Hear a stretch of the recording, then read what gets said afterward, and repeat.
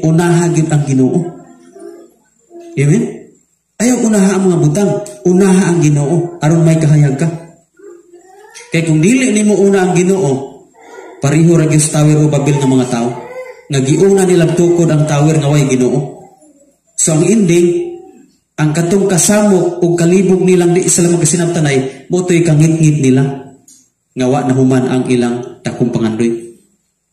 Kana atong pangandoy kinahanglan nagkahayag. Kay kung di wa gani nagkahayag atong pangandoy nga gikas Ginoo, di gyud na mahuman. Amen. Bisa usa pa na kadakong atong pangandoy, basta wa nay kahayag nga gikas Ginoo, di gyud na mahuman. Kay ang Tower of Babel nga wa na sila kahayag, puros na lang kasamok, puros na lang kalibog.